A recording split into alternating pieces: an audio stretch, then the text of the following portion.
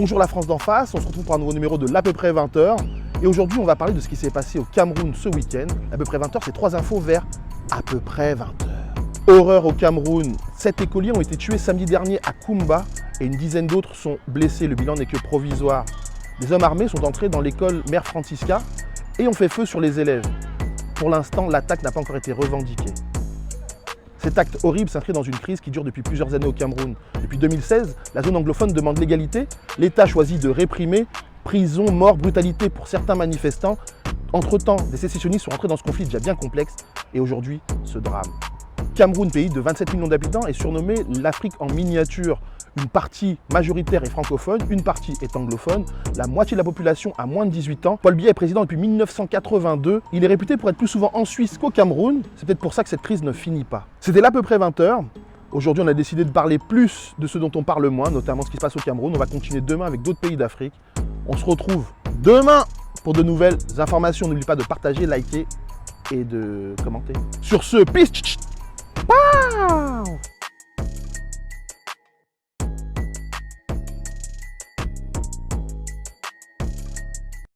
Bonjour la France d'en face, on se retrouve pour un nouveau numéro de l'à peu près 20h. Hier on a parlé du Cameroun, aujourd'hui on va parler de la Guinée, car c'est aussi tendu là-bas en ce moment. L'à peu près 20h, c'est 3 infos vers à peu près 20h. Climat tendu en Guinée suite à la réélection d'Alpha Condé. Son 3e mandat est contesté par l'opposition et ses partisans. La répression est sévère, déjà 21 morts en une semaine. Cellou Dalein Diallo, le principal opposant, qui dit avoir gagné, ne peut sortir de chez lui, des militaires l'en empêchent. Les tensions autour des élections présidentielles en Guinée sont dues, entre autres, à un procédé qui commence à devenir un classique chez tout président voulant se faire réélire. Changer la constitution quelques mois avant l'élection. Alpha Condé est président depuis 2010, il a déjà fait 2 mandats, mais apparemment ce n'est pas suffisant. Le goût du pouvoir est sucré. Guinée, pays de 13 millions d'habitants, est le premier pays d'Afrique noire à obtenir son indépendance en 1958. La France va d'ailleurs le faire payer très cher. Mais la Guinée a de la ressource et surtout la plus grande réserve mondiale de bauxite, le minerai utilisé pour fabriquer l'aluminium. Il y a donc du potentiel, je comprends pourquoi certains s'accrochent au pouvoir. C'était l'à peu près 20h. Le credo parlait plus de ce dont on parle moins. Et aujourd'hui, c'était la Guinée. On se retrouve demain dans cette semaine spéciale Afrique avec un nouveau pays.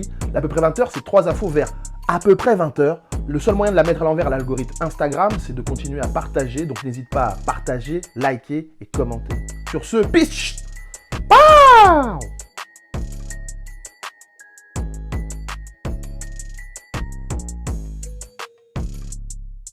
Bonjour la France d'en face, on se retrouve pour un nouveau numéro de l'à peu près 20h. Après le Cameroun, la Guinée, aujourd'hui on va parler de l'Angola. L'à peu près 20h, c'est 3 infos vers à peu près 20h. Ça chauffe en Angola. Depuis plusieurs semaines, des manifestations contre le gouvernement. Une centaine de personnes ont été arrêtées ce week-end. Les manifestants et le parti d'opposition demandent à ce que le directeur de cabinet du président João Lourenço soit renvoyé. Il est accusé d'avoir détourné des fonds publics.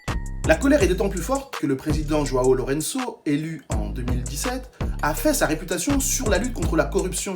Il n'a pas hésité à mener des enquêtes contre les enfants de l'ancien président Dos Santos. Et aujourd'hui, que son directeur de cabinet est impliqué dans une affaire, il ferme les yeux. Suspect tout ça. L'Angola, pays de 32 millions d'habitants, est une ancienne colonie portugaise. Il a connu une guerre civile pendant 25 ans, 1 million de morts. C'est le 8e producteur mondial de pétrole.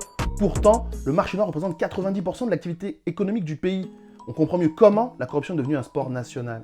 C'était l'à peu près 20h. Le credo parlait plus de ce dont on parle moins. Aujourd'hui, c'était l'Angola, dans cette semaine spéciale Afrique. Demain, ce sera un autre pays. N'hésitez pas à partager, liker, commenter. Ça fait plaisir et ça me fait remonter dans l'algorithme Instagram. On se retrouve demain pour de nouvelles informations. Sur ce, peace! Wow!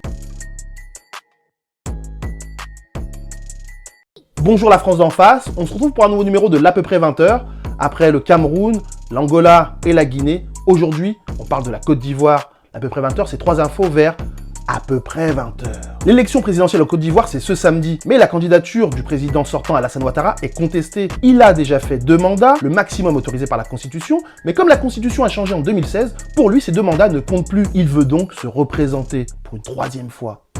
La situation est telle que Laurent Gbagbo, l'ancien président ivoirien, sort de son silence sur TV5. Cela faisait 9 ans, depuis son arrestation en 2011, qu'il ne s'était pas exprimé publiquement. Pour lui, son pays court à la catastrophe. Il faut que le président et le parti d'opposition dialoguent. Seule solution pour éviter le pire. Côte d'Ivoire, pays de 26 millions d'habitants, est le premier producteur mondial de cacao. Si économiquement la Côte d'Ivoire s'en sort mieux que ses voisins, ces nouvelles tensions autour des élections inquiètent. Il y a 10 ans, la crise post-électorale avait fait 3000 morts. Espérons que l'intérêt général sera supérieur à l'intérêt personnel. C'était là à peu près 20h. On se retrouve demain pour de nouvelles informations. N'hésitez pas Partagez, likez, commentez, c'est important et ça permet de la mettre à l'envers à l'algorithme Instagram. Sur ce, peace! Pow!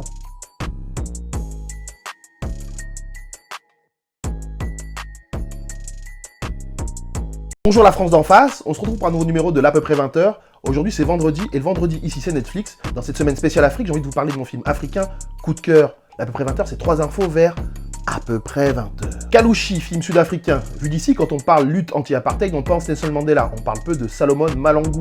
Ce film, c'est son histoire, de son adolescence à Pretoria jusqu'à sa condamnation à mort à 22 ans. Émouvant et réaliste, à voir pour mieux comprendre la jeunesse sud-africaine des années 70. Salomon Kalouchi Malangu était un jeune militant de l'ANC. C'est suite au traitement infligé à des jeunes noirs lors d'une manifestation à Johannesburg qu'il décide de s'engager. À 22 ans, il est condamné à mort pour un crime qu'il n'a visiblement pas commis. Il sera pendu le 6 avril 1979. Il reste une icône de la lutte anti-apartheid. Ce film est fort notamment grâce à Thabo Rametsi, l'acteur qui joue Kalouchi. Sa passion pour la comédie remonte à son enfance. Il joue principalement dans des films ou séries sud-africaines, mais aussi dans des productions américaines comme Homeland, un acteur à suivre. C'était l'à peu près 20h.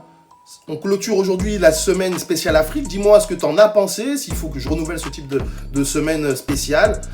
On se retrouve la semaine prochaine pour de nouvelles informations. N'hésite pas à partager, liker, commenter, car c'est le seul moyen qu'on a de la mettre à l'envers à l'algorithme Instagram. Sur ce, peace!